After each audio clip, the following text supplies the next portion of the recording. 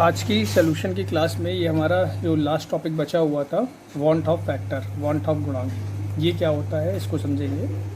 Solution में ये last topic है, इसको हम आई से डिनोट करते हैं, small I. Want of factor हम दो चीज़ों के लिए निकालते हैं, एक एसोसिएशन और एक डिसोसिएशन। एसोसिएशन का मतलब होता है संगुणन, डिसोसिएशन का मतलब होता है वियोजन।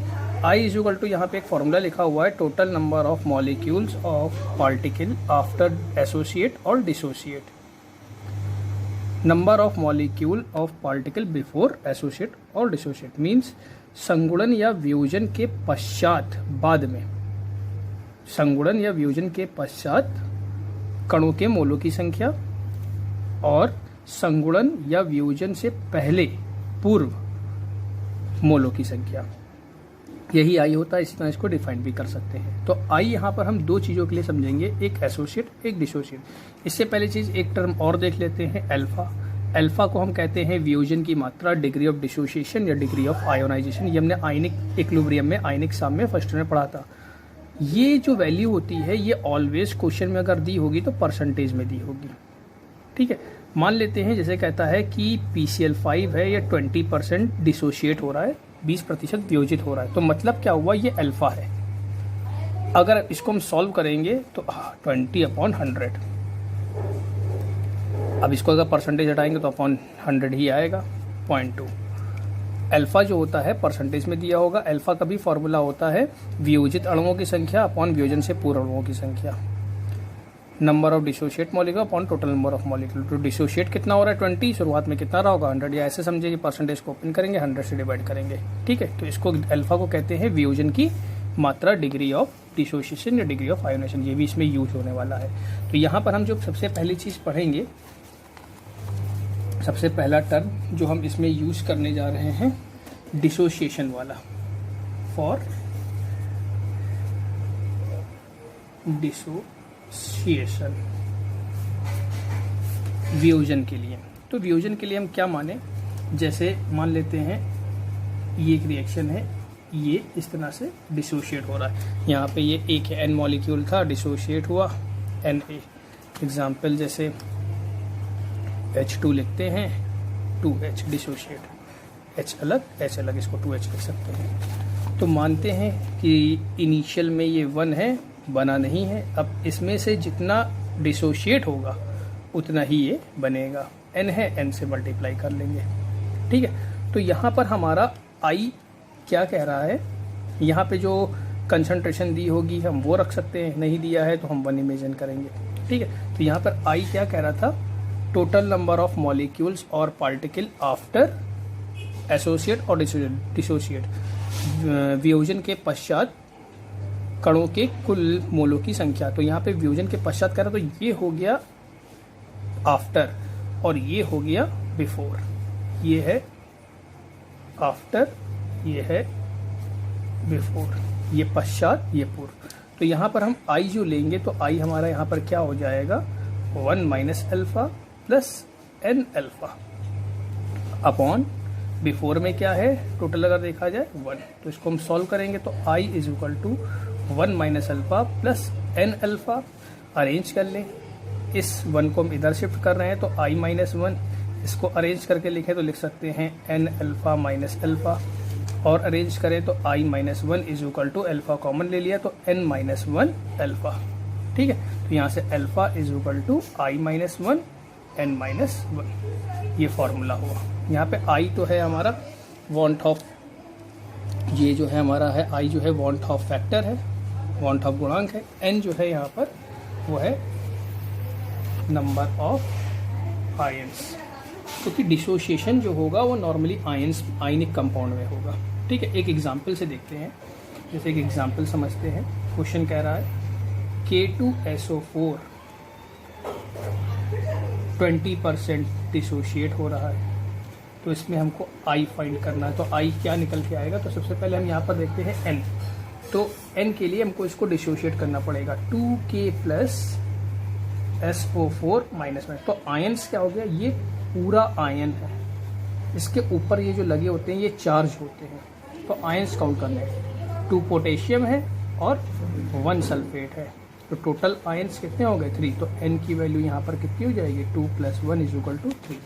अब इसी को उठा करके हम फॉर्मूले में पुट करते हैं, अल्फ़ा = i - 1 n - 1। तो यहाँ पर अल्फ़ा ये कितना है 0.2, तो अल्फ़ा हम पुट कर रहे हैं यहाँ पर 0.2 i - 1 या है 3 - 1। तो यहाँ पर ये हो जाएगा 0.2 = i - 1/2, ये इस ओर चला जाएगा तो वैल्यू क्या आ जाएगी हमारी 0.4 = i - 1। इसको इधर शिफ्ट कर देंगे तो i = 1 इस तरह ये निकलेगा। कभी कभी क्वेश्चन में क्या होगा, ये इनऑर्गेनिक कंपाउंड के लिए होंगे वैल्यू जो डिसोसिएशन यूज होगा। मान लो कभी कभी हमारे ऑर्गेनिक कंपाउंड हो जाते हैं। फॉर ऑर्गेनिक कंपाउंड जैसे CH3COOH ले लिया, ये डिसोशिएट नहीं होगा, तो इसके लिए हमारे I की वैल्यू जो होगी डिपेंड करेगी N पर। I की वैल्यू ही हमारी N की वैल्यू होगी। कैसे? डिसोशिएट नहीं कर रहा है तो अल्फ़ा = हो जाएगा 1।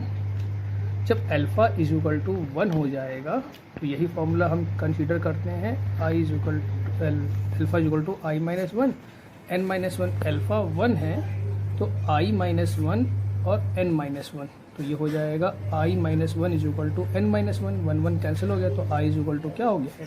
तो इस कंसीडर में इस टॉपिक में इस पॉइंट में i = n होगा फॉर ऑर्गेनिक कंपाउंड। तो ये जो टर्म हमारा हो गया किसके लिए हो गया, डिसोसिएशन के लिए।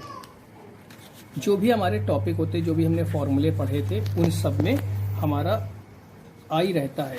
फॉर एग्जांपल यहाँ पर देखते हैं कौन कौन से फॉर्मूले हमने कंसीडर किए थे। जैसे फॉर्मूला पढ़ा था P0 - PS/P0 Raoult law, mole fraction of solute, πV = nRT, delta TB = KBM, delta TF = KFM। तो इन सब में I प्रेजेंट होता है, लेकिन कहा जाए पीछे के फॉर्मूलों में तो हमने I कंसीडर किया नहीं था, क्योंकि वहाँ पे हमारे जितने भी कंपाउंड आ रहे थे वो सब ऑर्गेनिक कंपाउंड आ रहे थे। तो ऑर्गेनिक कंपाउंड के लिए I की वैल्यू हमारी 1 हो जाती थी, तो ये हमारा यहाँ से निगलेक्ट हो जाती थी। लेकिन अगर इनऑर्गेनिक कंपाउंड होगा तो यहाँ पर हमको I की वैल्यू रखनी पड़ेगी।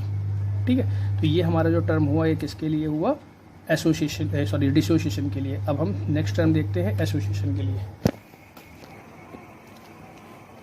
तो एसोसिएशन में क्या होगा, तो रिएक्शन एसोसिएशन में इस तरह बनेगी, ये एसोसिएट हो रहा है मीन्स संगुणन मीन्स मिल जा रहा है। 1 है बना नहीं है, अल्फ़ा टूटेगा अल्फ़ा बनेगा।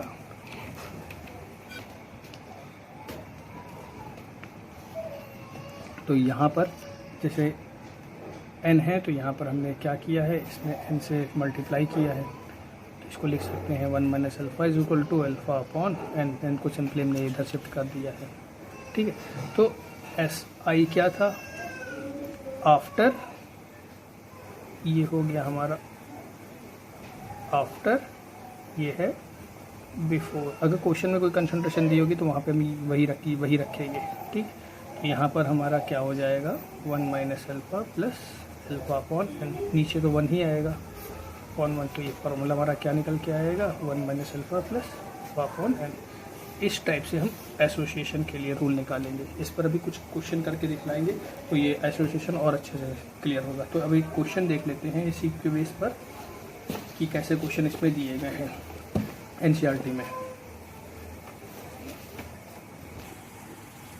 जैसे एक क्वेश्चन है एनसीईआरटी में, determine the osmotic pressure of solution prepared by dissolving 25 milligram of K2SO4 in 2 liter of water at 25 degree centigrade assuming that it is completely dissociate. Means हमसे क्वेश्चन में ये कह रहा है कि हमको ऑस्मोटिक प्रेशर फाइंड करना है कब, जब 25 मिलीग्राम K2SO4 को 2 लीटर वाटर में डिसॉल्व किया जाता है 25 डिग्री सेंटीग्रेड पर। मुझे माना जा रहा है ये कम्प्लीटली वियोजित हो रहा है। तो देखते हैं क्वेश्चन कैसे होगा। पहली बार डिसोसिएशन के लिए कह दिया है, अगर ना भी कहता तो भी हम क्वेश्चन लगा सकते थे। देखो क्वेश्चन में पहली बात दिया क्या क्या है, तो यहाँ पर क्वेश्चन में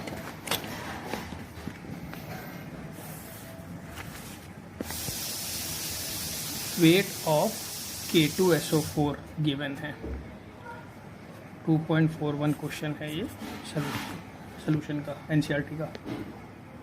25 मिलीग्राम को ग्राम में चेंज कर लो, 25 × 10⁻³ ग्राम। आगे वॉल्यूम गिवन है 2 लीटर, टेम्परेचर गिवन है 25 डिग्री सेंटीग्रेड, 25 + 273 केल्विन में इसको चेंज कर लें, 298 केल्विन हो गया। ठीक है, अब यहाँ पर हमको फाइंड करना है ऑस्मोटिक प्रेशर। आर की वैल्यू हमको ऑलरेडी पता होती है 0.0821। ठीक है, तो नॉर्मल इसमें फॉर्मूला हमारा क्या लग सकता है, πV = nRT। πV = n को पेन करेंगे wait upon molecular wait RT। देखो डायरेक्ट कई जगह लोग यही फॉर्मूला लगा देते हैं, लेकिन हमने क्या बताया, अगर इनऑर्गेनिक कंपाउंड है ये K2SO4 इनऑर्गेनिक कंपाउंड, क्वेश्चन में कह भी रहा है कि डिसोशिएट कर रहा है, तो इस कंडीशन में हमको यहाँ पर इसकी I की वैल्यू कंसीडर करनी पड़ेगी। ठीक है, I की वैल्यू यहाँ पर रखनी पड़ेगी। अब अल्फ़ा दिया नहीं है इसमें, अल्फ़ा अगर होता तो परसेंटेज में होता, अल्फ़ा दिया नहीं है, तो उस कंडीशन में n = ही I हो जाएगा। n क्या होता था, नंबर ऑफ आयंस। तो K2SO4 कैसे डिसोशिएट करेगा, 2K + SO4 - एक सल्फेट 2 पोटेशियम, तो यहाँ से n की वैल्यू हो गई 3, यही हो गई I की वैल्यू पुट करते हैं। पाई फाइंड करना है, वॉल्यूम 2 दिया है, 25 × 10⁻³ R की वैल्यू 0.0821, टेम्परेचर 298 इंटू I की वैल्यू आई है 3 अपॉन इसका मॉलिकुलर वेट किसका, K2SO4 का 39 × 2 प्लस सल्फर का 32 प्लस 16 × 4। तो यहाँ से इसका जो मॉलिकुलर वेट K2SO4 का निकल के है 174, उसको हमने यहाँ पे पुट किया है। अब इसको हम सिंपली सॉल्व कर लेंगे।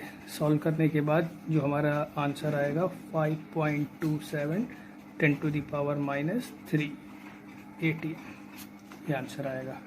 इसको आप लोग कैलकुलेट करके देखिएगा। इसी के ऊपर कल 1-2 न्यूमेरिकल और बताएंगे। एक टॉपिक छोटा सा बचा हुआ है, कॉलिगेटिव प्रॉपर्टीज़, 1 लाइन का ही है, वो बता के ये चैप्टर कंप्लीट हो जाएगा। उसके बाद आप लोगों को इस पे एनसीईआरटी के क्वेश्चन भेज दिए जाएंगे, वो आप लोग सॉल्व करिएगा। ये सोल्यूशन का लास्ट टॉपिक है, कॉलिगेटिव प्रॉपर्टीज़ ऑफ सोल्यूशन, विलियन के अणु संख्या गुण। क्या होता है, the physical properties of solution of non volatile solute which depend upon the particle of solute present in solution called colligative properties. Means विलयन के जो भौतिक गुण विलयन के निश्चित आयतन में उपस्थित विलय के कणों की संख्या या विलय के मोल प्रभास पर निर्भर करते हैं, अणु संख्या गुण कहलाते हैं। विलय के जो भौतिक गुण विलयन के निश्चित आयतन में उपस्थित विलय के कणों की संख्या, मीन्स विलय के कणों की संख्या या विलय के मोल प्रभास पर जो डिपेंड करते हैं, वो क्या कहलाते हैं, अणु संख्या गुण कहलाते हैं। मीन्स ऐसी प्रॉपर्टी जो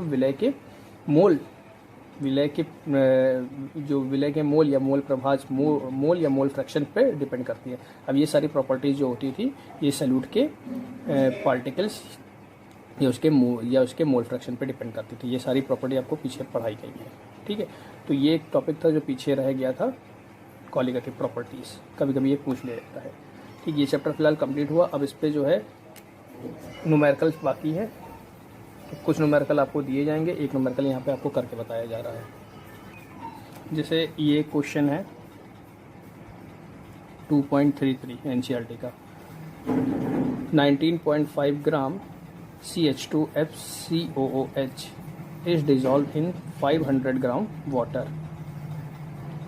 The dispersing in freezing point of water observed is 1 degree centigrade. Calculate want of factor dissociation constant for fluoroacetic acid. अब देखो इसका नाम फ्लोरोएसिटिक एसिड लिखा गया है। जो CH3COOH होता है ये एसिटिक एसिड है। ठीक, एक H को रिप्लेस करके यहाँ पर क्या आ गया है, F आ गया है। तो है तो ये एसिटिक एसिड, फ्लोरीन ऐड हो गया तो नाम हो गया इसका फ्लोरो एसिटिक एसिड। तो क्वेश्चन देखते हैं, क्वेश्चन में क्या क्या चीज़ गिवन है। तो ये जो क्वेश्चन है हमारा 2.33 NCERT का। इसमें गिवन है वेट ऑफ CH2FCOOH कितना गिवन है 19.5 gram fluoro acetic acid. Weight of water given है 500 gram. Depression of freezing point means delta TF दिया है 1 degree centigrade. Calculate I find करना है और डिसोसिएशन कांस्टेंट कैसे दिखलाते हैं। ये एक एसिड है इसलिए इसको Ka से शो करेंगे, बेस होता तो Kb से शो करते हैं। एक चीज़ इसमें मिसिंग है, Kf आपको पता होना चाहिए, वाटर के लिए 1.86 होता है। ठीक है, तो ये क्वेश्चन कैसे करेंगे, तो स्टार्टिंग से देखते हैं। इसमें हम पहले I फाइंड कर सकते हैं। कैसे, फॉर्मूला लगाते हैं, delta TF is equal to KF weight, molecular weight capital W into 1000 into I। ये फार्मूला लगा सकते हैं, पीछे बताए हैं फार्मूला। TF है 1, KF है 1.86, वेट कितना है 19.5, capital W 500 into 1000 into I। यहाँ पर इसका मॉलिकुलर वेट रखेंगे।